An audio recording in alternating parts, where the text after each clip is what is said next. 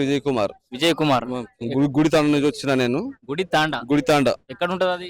గుడితాండ అంటే మన ఎంఎన్ఆర్ పక్కనే గుడితాండ ఉంటది. అంటే ఎక్కడ సంగారెడ్డి సంగాడి కాన్సెప్ట్ పక్కన మా తాండ ఉంటది. గ్రామ పంచాయతీ గట్ట గుడితాండ అని. మా పక్కన విలేజ్ మాది వకీల్ సాబ్ తాండ మాది. ఇలా అది ముఖ్యమంత్రి రేవంత్ రెడ్డి వస్తున్నాడు కదా, దానికోసమే వచ్చినాం. దాని ముఖ్యమంత్రి వచ్చినాక చాలా గర్వపడుతున్నాము. ఫస్ట్ రేవంత్ రెడ్డి వచ్చినాక సెకండ్ టైం వస్తుండు. మాకు చాలా డెవలప్మెంట్ చేసిండు. గైడ్ సరిగ్గా మంచిగా చేసిండు. ఇప్పుడు మంచి మంచి ఇల్లు స్కీమ్ తీసుకొచ్చి ఇల్లు పేదవాళ్ళకి ఇల్లు ఇస్తుండు. భూమి లేని వాళ్ళకి కూడా భూమి ఇచ్చి ఇల్లు కట్టే భవిష్యం కూడా ఉంది. సార్ ఇప్పిస్తా అని చెప్పిండు. ఈ ఇతులు గుర్తున్నా సరే, వాటర్ అయినా సరే, పేదవాళ్ళైనా సరే మంచిగా చూడడానికి కూడా సార్ కూడా మంచిగా అన్ని పథకాలు అందుతున్నాయా? కొన్ని అంతులేవు, అవి అయ్యాలా అనిపిస్తా అని చెప్పింది సార్. ఆ మాట సో ఓవరాల్ గా రేవంత్ రెడ్డి పరిపాలన బాగానే ఉందా కేసీఆర్ పరిపాలన కంటే? అప్పుడు కన్నా ఇప్పుడు రేవంత్ రెడ్డి పరిపాలన బాగుంది. మీటింగ్ వచ్చినా అని చెప్తున్నావా, నిజంగానే గుండెలకి చెప్తున్నావా? లేదు, గుండె మా జగ్గారెడ్డి అంటే మా సంగారెడ్డి గుండె మంచిగా ఉంది. ఏమి జగ్గారెడ్డి అంటే సంగారెడ్డి పండుగ అంటున్నా కదా, పండుగ సంగారెడ్డి అంటే జగ్గారెడ్డి పండుగ అంతేనా? జగ్గారెడ్డి అంటే ఇప్పుడు చింతప్రభ గెలిచింది కాబట్టి 3-2 సార్లు గెలిచింది కానీ ఏం లేదు. కాదు మరి జగ్గారెడ్డి ఎందుకు ఓడిపోయింది మరి? అప్పుడు వాళ్ళ క్యాండిడేటే కొంచెం దెబ్బతిన్నారు సార్. వాళ్ళ క్యాండిడేట్ కొంచెం దెబ్బతిన్నారు.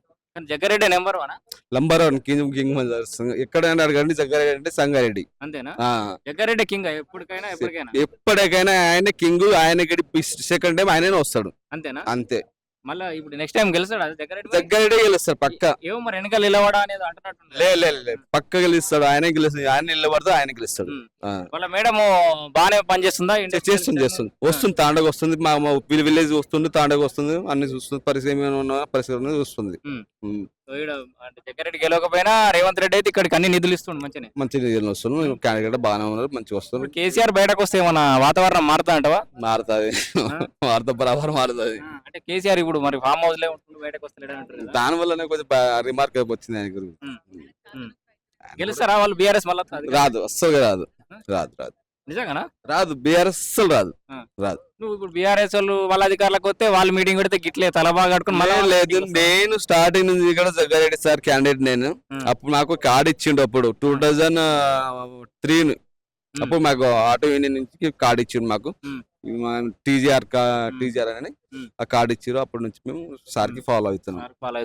సో కష్ట సార్ వల్ల మేము కొంచెం సార్ మీద కొంచెం అభిమానం ఉంది మాకు. కొంచెం జగ్గారెడ్డికి తిరగలేదు, రేవంత్ రెడ్డి కూడా తిరగలేదు అంటే అసలు తిరగలేదు.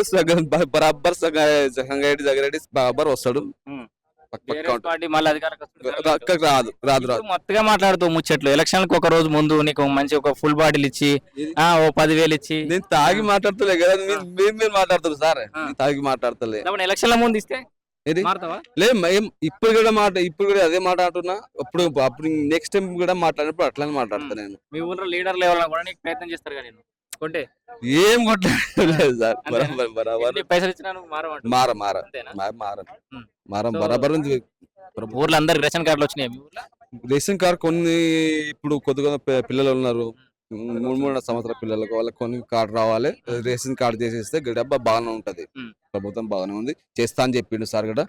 సార్ మేడం కూడా చెప్పింది, చేస్తాను బరాబర్ చెప్పింది. పేరు వర్త్య విజయ్ కుమార్. సో ఈ మాట అయితే మారదు. మీ ఊరికి వచ్చి ఎలక్షన్లకు ఒక రోజు ముందు వస్తాం మళ్ళీ రాండి సరే. బరాబర్ మాట్లాడుకుంటుంది సరే. అప్పటికి మాట మారదు కదా? మస్తు మారదు. ఏమో చెప్తున్నారు, మొత్తం మారలేదు. ఇట్లా పైసలు ఇచ్చి ఇట్లా రావడం అభిమానం. నేను అభిమానంతోనే వచ్చాను.